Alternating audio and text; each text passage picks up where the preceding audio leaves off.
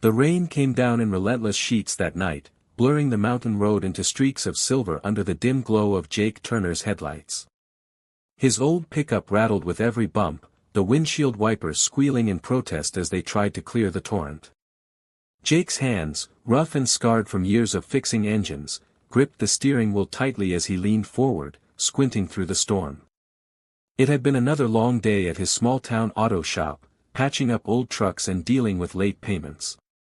He was exhausted, but the thought of his 8-year-old daughter, Lila, waiting for him at home with her favorite storybook kept him going. The single dad lived for those small, quiet moments, the ones that reminded him why he kept pushing despite the hardships. As he rounded a sharp bend, the beam of his headlights caught something, a sleek black car tilted awkwardly in a ditch, one tire spinning uselessly in the mud. Without hesitation, Jake pulled over, throwing on his jacket before stepping into the freezing downpour. The rain soaked him instantly, but he barely noticed. He rushed to the driver's side and knocked on the window. Inside, a woman sat gripping the steering wheel, her expression a mix of fear and frustration. She rolled the window down slightly, her breath visible in the cold air. "My car just died," she said, her voice trembling. Her expensive coat was drenched, and her eyes, sharp, intelligent, but tired, met his. "I don't know what happened. It just stopped." Jake crouched beside the car, shining his flashlight under the hood. "Batteries shot, maybe the alternator too," he said. "You're lucky I came through here. Not many folks drive this road at night." The woman exhaled, relief softening her features. "I was heading back from a meeting in the city and took the wrong turn. Guess fate had other plans." Jake smiled faintly. "Well, fate's got a good sense of timing. Come on, my truck's warm. I'll get you out of this rain." She hesitated before taking his hand. "Thank you. I'm Emily," she said quietly. "Jake," he replied, helping her into the pickup. As they drove toward town, neither spoke for a while. The storm raged outside, but inside the truck, there was something steady, an unspoken calm. Neither of them knew it yet, but this unexpected meeting was about to change both their lives forever. Morning sunlight filtered through the thin curtains of Jake's modest home, casting a soft glow across the small kitchen. The storm had passed, leaving behind a quiet stillness that felt almost fragile. Emily stirred awake on the worn-out couch, wrapped in one of Lila's pink blankets. The smell of freshly brewed coffee and sizzling pancakes drifted from the kitchen, pulling her from sleep. For a moment, she forgot where she was, until she saw a child's crayon drawing taped to the wall, a stick figure family labeled, "Me and Daddy." Something inside her chest softened. She hadn't woken up to warmth or laughter in a very long time. "Morning," Jake greeted with a kind smile, flipping a pancake. His shirt sleeves were rolled up, his hair still damp from a quick shower. "Didn't mean to wake you, but I figured you could use a real breakfast." Emily blinked in surprise. "You've already done more than enough," she said, sitting up and brushing her hair back. "I should call a tow truck or something." Jake shrugged. "No need. I'll take care of your car after Lila's off to school. You can stay here till then, it's no trouble." His voice was calm, genuine, and disarmingly kind. When Lila padded into the kitchen in her mismatched socks, Emily's usually guarded heart melted. "Daddy, who's the lady?" she asked with curious eyes. "This is Miss Emily," Jake said, smiling. "Her car broke down last night." Lila's face brightened instantly. "You can have my blanket if you're still cold."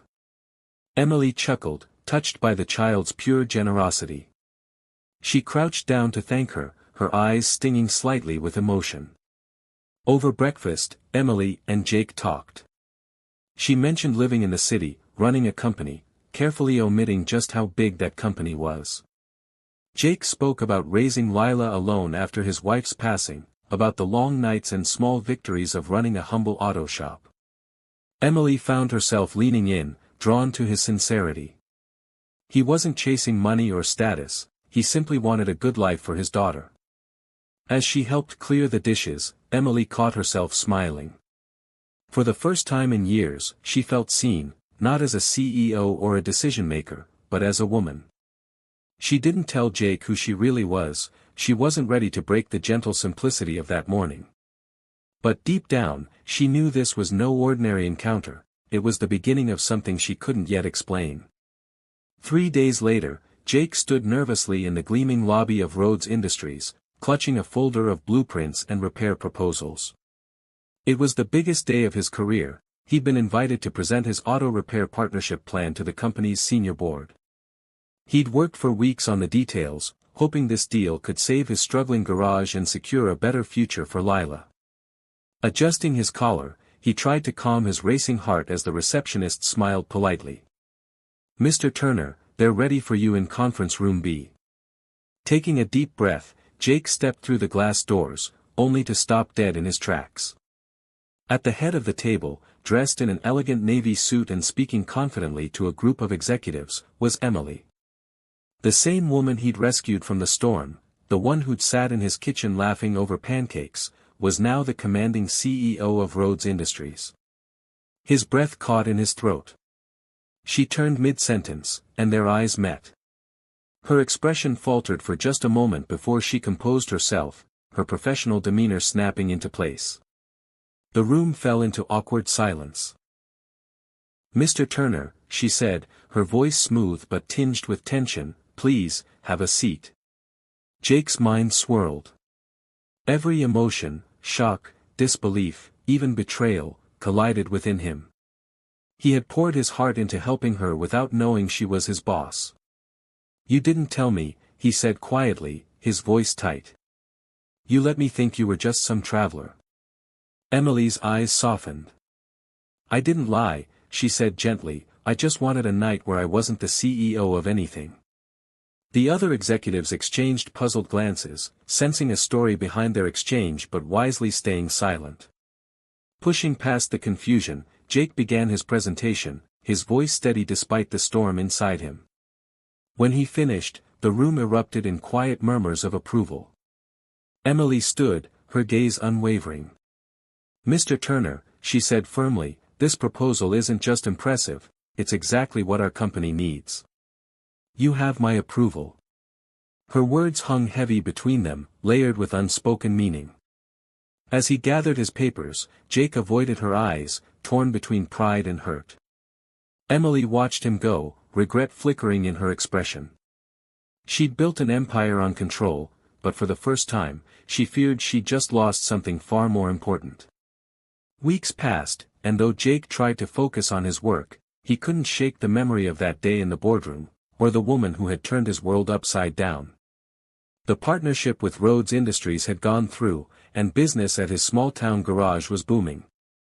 Yet, every time he saw the Rhodes logo printed on new shipments, he felt a tug in his chest. Emily had kept her word, but she hadn't visited since that meeting. It was as if the storm that brought her into his life had blown her away just as quickly. Then, one crisp autumn morning, as Jake tightened a bolt under a hood, a familiar voice called out, "You still make the best coffee in town." He looked up, and there she was. Emily stood by the doorway, not as the commanding CEO, but as the woman he'd first met in the rain. She wore jeans and a soft gray sweater instead of a suit, her hair loose, her expression vulnerable. Jake straightened, wiping his hands on a rag, unsure how to respond. "You didn't need to come all the way out here," he said quietly. She smiled faintly. "Maybe I did. I've been thinking about that night, about how I felt sitting in your truck, not as a boss, but just a person. You reminded me what it's like to breathe again." Her honesty caught him off guard. The tension that had lingered between them began to ease.